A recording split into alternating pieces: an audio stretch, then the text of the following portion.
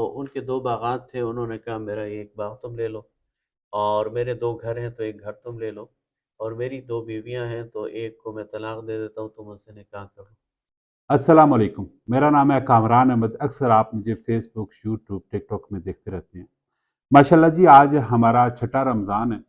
اور جیسا کہ آپ کو پتہ ہے کہ روزانہ ہماری ایک ویڈیو قرآن پاک کی تفسیر کے حوالے سے اپلوڈ ہو رہی ہے، اور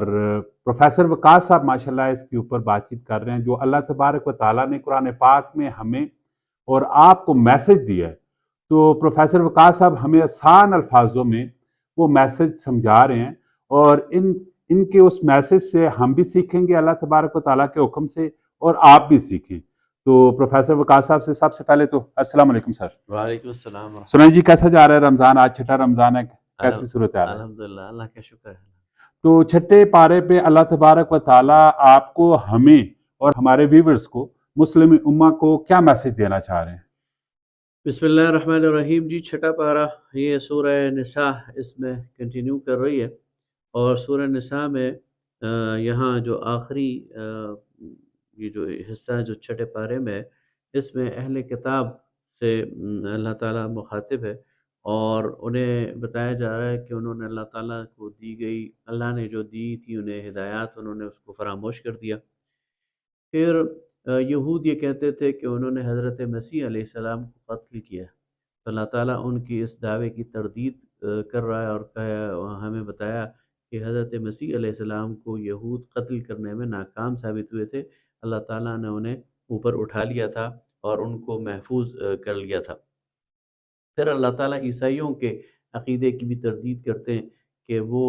ابن اللہ نہیں ہیں، اللہ کے بیٹے نہیں ہیں، اللہ تعالیٰ کی ذات بہت بلند ہے، بالاتر ہے، وہ اللہ کے بندے ہیں اور رسول ہیں۔ پھر اس صورت میں وراثت کے قوانین کے حوالے سے ایک شق کلالہ کے حوالے سے مزید تفصیل بیان کی گئی، اور اس طرح سورہ نساء وہ ختم ہو گئی، اور اس کے بعد سورہ المائدہ شروع ہوئی ہے۔ سورہ المائدہ یہ بھی مدنی صورت ہے، اور یہ نبی کریم صلی اللہ علیہ وسلم پر مدینہ طیبہ کے آخری دور میں نازل ہوئی ہے، بلکہ روایات سے معلوم ہوتا ہے کہ یہ صورت ایک ہی نشست میں نازل ہوئی ہے، اور اس صورت میں شریعت کا جو پیکج ہے اس کو مکمل کر دیا گیا۔ آپ نے دیکھا کہ سورہ البقرہ میں کچھ شرعی قوانین اتارے گئے، اس کے بعد پھر سورہ نساء میں کچھ شرعی قوانین اتارے گئے، اور اب سورہ المائدہ میں ان کو ایک فائنل شکل میں منضبط کر کے دے دیا گیا، اور اس صورت میں ایک مسلمانوں کو خوشخبری بھی سنا دی گئی۔ فرمایا الیوم اکملت لکم دینکم واتممت علیکم نعمتی ورضیت لکم الاسلام دینا۔ آج کے دن ہم نے تمہارے لیے دین کو مکمل کر دیا ہے، اور تم پر تمہارا نعمت کو تمام کر دیا ہے، اور اسلام کو تمہارے لیے بطور دین پسند کر لیا ہے۔ جب یہ آیت یہود نے سنی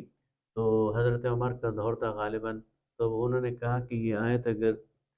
ہمارے تورات میں نازل ہوتی تو ہم اس دن کو، جس دن یہ آیت نازل ہوئی ہے، عید کا دن بناتے۔ تو حضرت عمر رضی اللہ تعالیٰ عنہ نے فرمایا کہ میں اس بات کے گواہ ہوں کہ میں عرفہ کے میدان میں موجود تھا آخری حج کے وقت، جب یہ آیت نازل ہوئی تھی، اور وہ ہمارا عید کا دن ہی ہے۔ تو اس طرح اس صورت میں اللہ تعالیٰ نے اپنی شریعت کو مکمل کرنے کا ہمیں ایک خوشخبری سنائی۔ اس میں حلال و حرام کے متعلق پوری تفصیل بیان کر دی گئی، حج کے سفر کے حوالے سے تفصیل بیان کر دی گئی، اور اہل کتاب کی عورتوں سے نکاح کی اجازت دی گئی، اور اس کے ساتھ ساتھ غسل، وضو اور تیمم کے جو قوانین ہیں وہ اتارے گئے، اور بتایا گیا کہ اب ان کو چھیڑ چھاڑ کی اجازت نہیں ہے، یہ فائنل شکل میں تمہارے پاس آ گئے ہیں، اور اس طرح یہ جو چھٹا پارہ ہے یہ مکمل ہو جاتا ہے۔ ماشاءاللہ جی، ہمارے ساتھ سیاسی اور سماجی شخصیت حبیب الرحمان صاحب بیٹھے ہوئے ہیں، اور ان سے پوچھتے ہیں کہ آیا کہ اس سپارے کی تفسیر انہوں نے بھی سنی ہے، ان میں سے اگر کوئی کوشچن کرنا چاہتے ہیں پروفیسر صاحب سے تو وہ کر سکتے ہیں۔ اچھا وقاص بھائی، یہ ہے کلالہ جو صورت نساء کے بالکل آخر میں آیا ہے، کہ اس کے بارے میں کوئی تھوڑی سی اگر وضاحت ہو جائے کہ کلالہ کہتے کسے ہیں، اور شریعت میں کلالہ کے متعلق جو وراثت ہے اس کی کیا تقسیم ہے؟ بہت شکریہ۔ سورہ نساء میں کلالہ کا یہ جو مسئلہ ہے دو جگہ ڈسکس ہوا ہے، ایک آیت نمبر 12 میں ڈسکس ہوا ہے اور ایک بالکل آخری موقع پر آخر میں۔ کلالہ کیا ہے؟ وہ شخص جس کے والدین بھی نہ ہو اور جس کی اولاد بھی نہ ہو، وہ اگر فوت ہو جائے تو اس کا ترکہ کسے ملے گا؟ تو اس کے لیے قرآن پاک نے کلالہ کا لفظ استعمال کیا ہے۔ یہ کوئی مرد بھی ہو سکتا ہے اور یہ کوئی خاتون بھی ہو سکتی ہے۔ اب اس کی تقسیم کے دو یعنی قرآن پاک نے دو ہمیں وہ بتائیں قسمیں۔ ایک شخص ایسا ہے، چاہے وہ مرد ہو یا عورت، وہ فوت ہو جائے، اس کے والدین بھی نہ ہوں، اولاد بھی نہ ہوں، اور اس کے سوتیلے بہن بھائی ہوں، تو ان کے لیے تقسیم یہ ہے کہ اس کی جو مال ہے اس کا 1/3 وہ بہن بھائیوں میں تقسیم ہوگا۔ اور اگر دوسری صورت یہ ہے کہ ایک شخص جو مرد ہے یا عورت اور وہ فوت ہو گیا ہے اور اس کے والدین بھی نہیں ہیں، اس کی اولاد بھی نہیں ہے، لیکن اس کے سگے بہن بھائی ہیں، تو اگر بھائی ہے ایک، تو وہ عورت کلالہ تھی، فوت ہو گئی اور اس کا سارا مال اس کے بھائی کو مل جائے گا۔ اور اگر وہ مرد ہے اور اس کی بہن ایک ہے تو اس کا آدھا مال اس کی بہن کو ملے گا۔ اور اگر بہن اور بھائی مشترک ہیں تو پھر للذکر مثل حظ الانثیین، یعنی مرد کو دو عورتوں کے برابر حصہ ملے گا۔ اس طرح اللہ تعالیٰ نے یہ تقسیم کی ہے۔ اچھا، ایک اور کوشچن ہے جو پتہ نہیں پوچھنا چاہیے یا نہیں پوچھنا چاہیے، میرے ذہن میں اکثر وہ گردش کرتا رہتا ہے، اور میں ڈرتے ہوئے علماء سے پوچھتا بھی نہیں ہوں کہ کہیں کوئی فتویٰ مجھ پہ جو ہے نا وہ لاگو نہ ہو جائے۔ جب سورۃ نساء پڑھتے ہیں آپ، اور اس میں اللہ تعالیٰ نے عورت کا جو مقام رکھا ہے، وہ ظاہر ہے پہلے جو اسلام سے پہلے عورتوں کو زندہ دفنا دیا جاتا تھا، عورتوں کے ساتھ ایک جائیداد کی طرح یا ایک مال کی طرح اس کو تصور تھا کہ اسے ٹریٹ کیا جاتا تھا۔ تو جب اسلام آیا اور اس نے عورت کا ایک عزت اور مقام کا مرتبہ جو ہے وہ معاشرے میں بتایا، تو ایک واقعہ جب ہم ہجرت کا پڑھتے ہیں کہ جب مہاجرین مکہ سے مدینہ انہوں نے ہجرت کی، تو وہاں حضور صلی اللہ علیہ وآلہ وسلم نے مواخات قائم کی، بھائی بھائی بنا دیا۔ اور ایک واقعہ ہماری نظر سے یوں بھی گزرتا ہے کہ ایک صحابی، یہ مجھے اب نام ان کا ذہن میں نہیں آ رہا، میرے خیال میں عبد الرحمن بن عوف تھے شاید، انہوں نے جس کے بھائی بنے، جس انصاری کے، تو انہوں نے کہا جی کہ میں آدھا مال بھی تمہیں دیتا ہوں، اور میری یہ جائیداد ہے، اور میری 2 بیویاں بھی ہیں، جس میں سے ایک کو میں طلاق دیتا ہوں، اور اسے جسے تم پسند کرتے ہو اسے تم اپنی بیوی بنا لو۔ تو یہ واقعہ جب میں پڑھتا ہوں تو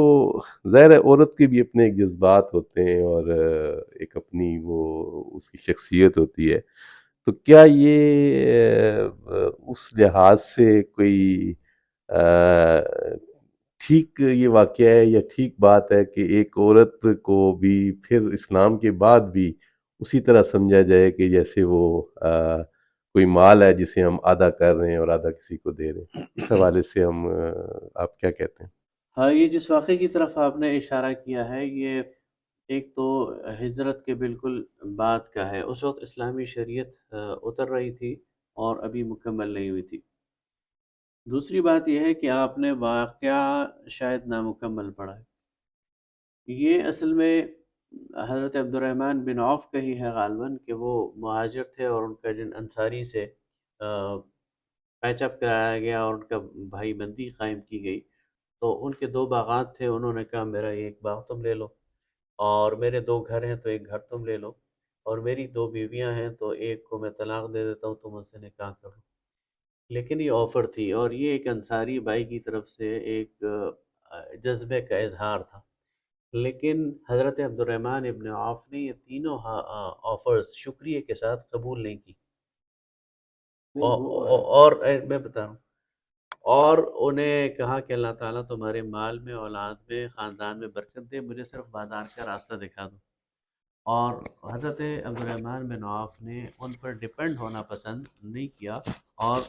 خود اپنی تجارت کی، اور پھر چند دن بعد انہوں نے شادی بھی کر لی کسی اور خاتون سے۔ اس کو آپ اس نقطہ نظر سے نہ لیں کہ عورت کوئی کمیڈیٹی ہے اور اسے تقسیم کیا جا رہا ہے، بلکہ یہ ایک انصاری کا جذبہ تھا۔ بعض اوقات جب نیا نیا اسلام آ رہا تھا تو ابھی پرانے وہ تو تھے ہی، وہ اس لحاظ سے آپ اس کو دیکھیں، لیکن وہ ایک سیکریفائس کا جذبہ تھا کہ میرا ایک بھائی ہے، اس کے پاس گھر نہیں ہے، اس کے پاس بیوی نہیں ہے، تو میں یہ کر سکتا ہوں، یہ اس کے ایک جذبے کا اظہار تھا۔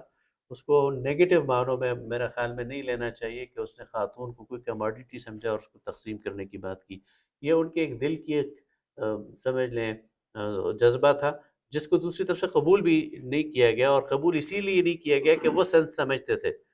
وہ اس کو یعنی یہ ایک طرح سے انہوں نے اس کی اصلاح بھی کی، تو ہم آدھی بات کر کے اس کے نتیجے میں بعض اوقات ایک کنفیوژن پیدا کر دیتے ہیں۔ ماشاءاللہ جی، آج پارے کی تفسیر آپ نے جانی ہے، حبیب الرحمان صاحب کے کوشچن بھی آپ نے دیکھے ہیں۔ اللہ تبارک و تعالیٰ سے دعا ہے کہ قرآن پاک کے جو بھی احکامات ہیں اللہ تبارک و تعالیٰ کے، ان پہ مجھے بھی آپ کو بھی چلنے کی توفیق عطا کرے۔ ملتے ہیں نیکسٹ ویڈیو میں، اپنا بہت سارا خیال رکھیے گا، فی امان اللہ۔